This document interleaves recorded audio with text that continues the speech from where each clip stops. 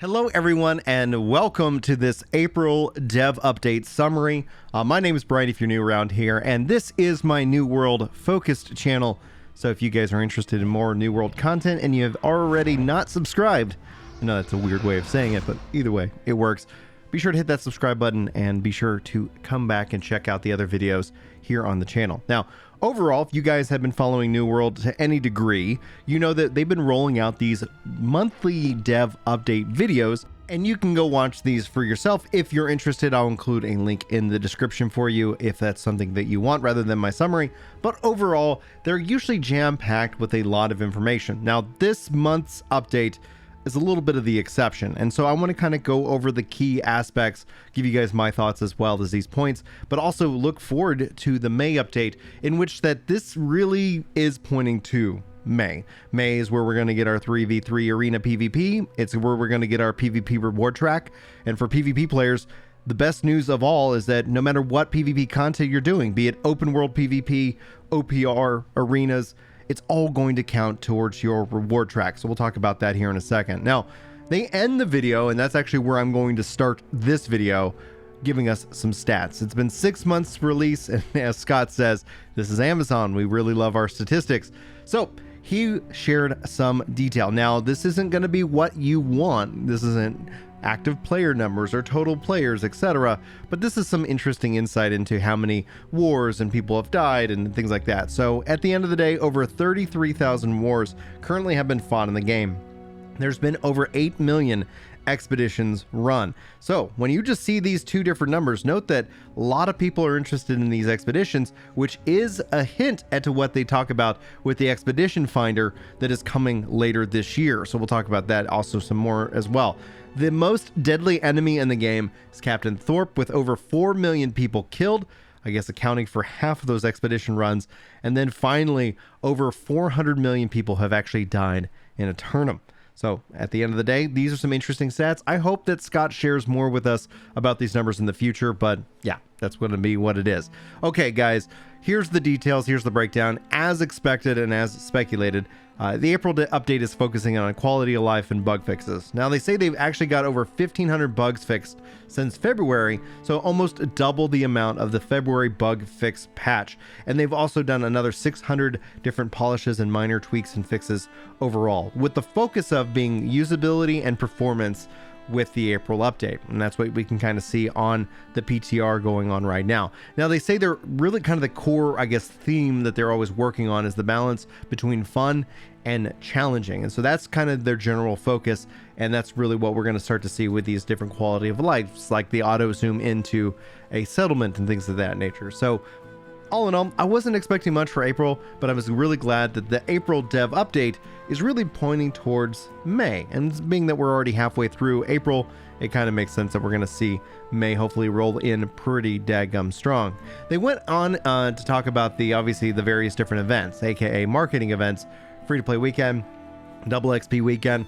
Most of their praise was heaped on the double XP weekend over the free-to-play weekend. And if you guys have been following my content over on Ginger Prime, I think you'll kind of see why. Like the free-to-play weekend was just weird, and they didn't go into that. They didn't really go into depth on that. I was hoping they would kind of talk about it, but in the end of the day, like, the dev update videos are marketing, so it doesn't necessarily mean or make sense that they would really kind of go and say, hey, yeah, we really whiffed on that marketing event. But at the end of the day, they say these things are going to be coming back in the future, and I think that's actually a real big plus for the community, especially the double XP weekend, but they did not give us a date for when that's going to happen in the future.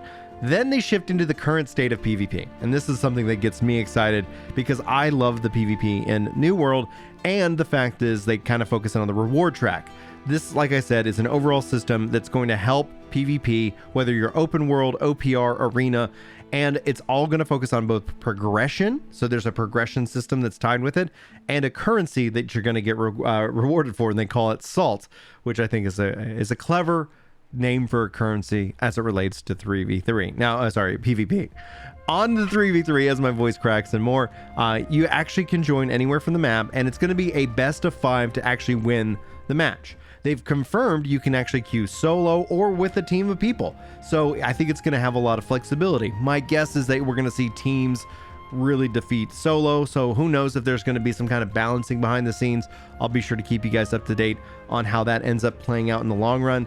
But this is where I want to shift the focus, because here's some of the meat of what we got from the April update.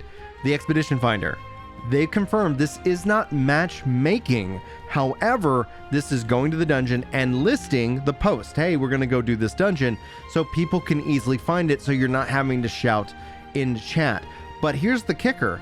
You can actually declare both what roles you're looking for as well as your own role. So as players in the game itself, you can designate whether you're really kind of going for a tank role, a healer role, or a damage role. And those are the 3 roles that they're going to have labeled for you to choose from. This isn't going to then predetermine your stats and your build, so players would still be able to check, and they'll be able to set kind of a minimum level or a minimum item level that is going to be needed for the content. And note that this will bring in some toxicity, as it does within anything. Matchmaking also brings in the same level of toxicity. Turns out in a multiplayer game, some people suck and they're going to be jerks about it, but that doesn't mean that we're all going to be jerks. So join me on my anti-jerk crusade, and hopefully making this game and community a better place for everyone. But anyway, I find that interesting. I find that absolutely fascinating that they are not going the matchmaking way, because personally speaking, I don't think you add matchmaking unless you have cross server. I think cross server matchmaking ends up making a lot of sense. Matchmaking is going to be obviously in the 3v3, and hopefully we see some cross server stuff with that, because that's just going to help the overall health of the servers in the long run. But shifting this back into it from a development and game development side, I've made this case for multiple times. There's a real cost to matchmaking. I'm not against it. I use it all the time. I use matchmaking all the time. But one of the things that's not often talked about, especially in online discussions, ends up being that matchmaking has a massive cost, both in the content and in player-driven choice. Typically speaking, people who have a lot of games that have a lot of player-driven choice or a lot of difficult content with matchmaking, it ends up being a very bad recipe for people getting connected to the world and feeling like they're not being singled out, and like there's a lot of cost there. Or you can see games where they just dumb down the content so that anybody just, can kind of face roll theirself through the content itself. So you're always looking for that really hard balance. And it's hard to sell that to gamers, because as a father of 5, somebody who likes to get on and play games and have to go, at a moment's notice, or being able to kind of just jump into content and not have to sit here and feel like I'm shouting for hours to do this one thing that I want to do, like that matchmaking is a huge help in that regards. But there's also a cost to that. So I always want people to kind of at least weigh that cost with what they're asking for in the long run. Anyway, guys, so then they dive into the final part was community questions. Regional transfers, guys, are coming. They look like they're going to be coming in April or early May. The code's there. They're just going to test it out and then roll it out, along with also paid server transfers. So you have free tokens, but then you'll be able to pay for server transfers. And that's where we'll probably see some of the population move around.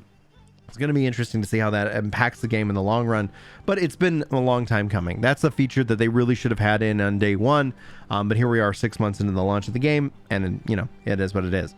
And then the final piece that you should guys know about, weapon balance. Right now they're doing a targeted focus on the bow. The bow is really not in good space, and so they are hearing that feedback and they're working on it, and that's one of the things that hopefully we'll see in the long run. At its core, I think this is some interesting news. I think that the fact that we got some details on Expedition Finder, the PvP reward track, and the arenas, I think that's a real win for this video. So if you want to go listen to them, go for it. Again, check the link. Hopefully you got something good out from this video and summary. Appreciate you guys being here. I hope you have a marvelous weekend. Hope to see you in my next video. But until then, take care. Yeah.